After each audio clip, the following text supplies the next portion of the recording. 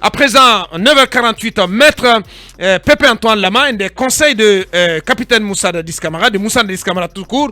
Il est en direct. Bonjour, maître Pépé Antoine Lama. Bonjour à Boubacar, bonjour à vos co-chroniqueurs, bonjour à vos nombreux auditeurs. Bienvenue sur Film. Talibé Barry. Maître, le capitaine Moussa Dadis Camara est attendu aujourd'hui, apprend-on, aux environs de midi du côté du tribunal ad hoc en charge du procès des événements du 28 septembre. Peut-on savoir les raisons de cette invitation ou convocation sur ce salon? De quoi il s'agit? C'est une invitation en prélude à l'ouverture des débats en audience publique sur le fondement des dispositions des articles 252 alinéa 2, 383 et 386 du Code de procédure pénale. C'est un interrogatoire au cours duquel le président du tribunal ou un de ses assesseurs s'assure de l'identité de l'accusé et de la réalité qu'il a constitué avocat. Bref, c'est pour s'assurer que c'est vraiment l'accusé qui a été renvoyé devant le tribunal criminel et que les conditions de sa défense sont réunies avant l'audience. Cet interrogatoire devrait avoir lieu le 21 septembre 2022. Malheureusement, à cette date, le président Moussa Dadis Camara n'était pas au pays. Nous avions demandé au président du tribunal un report et le président a accédé à notre demande. Très bien. Et nous avons par la suite reçu cette invitation pour aujourd'hui. Allez-y, Mohamed. Alors, maître Pépé Antoine Lama, aidez-moi à interpréter cette disposition du Code de procédure pénale, plus précisément l'article 252, qui dispose, je cite, l'accusé qui a été mis en liberté ou qui n'a jamais été détenu au cours de l'information doit se constituer prisonnier au plus tard la veille de l'audience.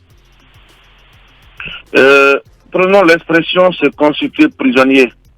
Vous ne verrez nulle part dans le code pénal ni dans le code de procédure pénale la définition de l'expression se constituer prisonnier. Mais par contre, quand vous regardez dans les lexiques la définition de l'expression se constituer prisonnier, ça veut simplement dire se mettre à la disposition des autorités judiciaires. Vous savez, en matière de détention, aucun établissement pénitentiaire ne peut recevoir une personne sans un titre de détention.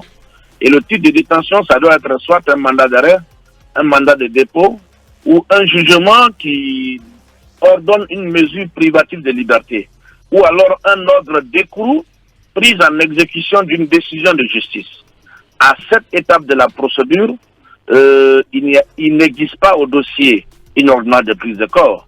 Et même si cette ordonnance existerait, ce qui est loin d'être le cas, et les conditions de sa mise en œuvre ne sont pas réunies en l'espèce. Lisez l'alinéa 2 de l'article 252 que vous venez de lire. Cette ordonnance de prise de corps n'est exécutée que l'accusé dûment invité ne s'est pas présenté ou n'a pas fourni d'excuses valables pour justifier sa non-présence. À ce stade de la procédure, ni le procureur de la République, ni le président du tribunal ne sont fondés à entreprendre une mesure privative de liberté. Aujourd'hui, c'est vrai, le débat... Pourtant, c'est la crainte des avocats de Claude Pivi, Kegoro et compagnie. Et je pense qu'ils ont tout à fait raison de craindre quand même. Hein. Ils ont vraiment raison de craindre parce que ce qui est vraiment anodin dans cette affaire, c'est que contrairement au capitaine Moussa Dadis Camara, Kegoro, Claude Pivi et autres avaient quand même honoré de leur présence à ce rendez-vous du 21 septembre. Non, au rendez-vous du 21 septembre. Le 21 septembre, ils ont été entendus sur procès verbal et ça a été quand même une grande curiosité d'apprendre qu'ils ont reçu encore une seconde invitation et sans mentionner le motif. Et nous ne souhaitons quand même pas que cette velléité se matérialise. Ça ne serait pas une bonne image pour ce procès tant attendu. Bien. Nous osons espérer que la légalité va guider tous les magistrats impliqués en charge de ce dossier. Bien. Et l'émotion ne guidera la conduite des personnes. Et pour ce qui est de votre part, vous n'avez aucune crainte en ce qui concerne votre client, l'ex-chef de la junte, Moussa Dadis Camara, Quand vous t'as une pensez qu'il n'y a aucune crainte en ce qui le concerne. Quand tu as une possible incarcération. Dès demain. Dès ce soir plutôt, Si- dès aujourd'hui. Si on va à ce niveau, je pense que ça serait quand même très grave. Et là, nous n'allons quand même pas tolérer ce genre de comportement. L'article 645 du Code pénal est très clair. Hein.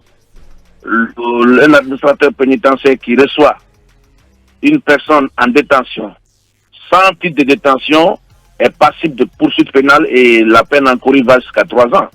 Et le magistrat qui, n'est-ce pas, s'évertuera à violer ouvertement la loi, nous avons aussi plusieurs voies. Nous pouvons tant aller au niveau du Conseil supérieur de la magistrature où nous pouvons déposer des plaintes pour insuffisance professionnelle ou faute professionnelle. Et nous n'hésiterons pas, si c'est le cas, pourquoi pas aller au pénal. Nul n'est au-dessus de la loi. Très Mais bien. moi, je pense que la sagesse va guider. Nous n'avons pas d'a priori. Nous espérons compter sur la bonne compréhension des magistrats en charge de ce dossier pour ne pas faire une interprétation ou une application tronquée de la loi qui pourrait contribuer à saboter ce procès en amont. Maître Pépé Antoine Lama, un des avocats de Moussa Dadis Camara, ex-chef de la Jeune Guinéenne de 2008 à 2009. Il était en direct de FIM FM et dans Mirador. Grand merci à vous, maître. Merci d'avoir répondu à nos questions. Une pause pour nos réclames. On revient pour continuer Mirador.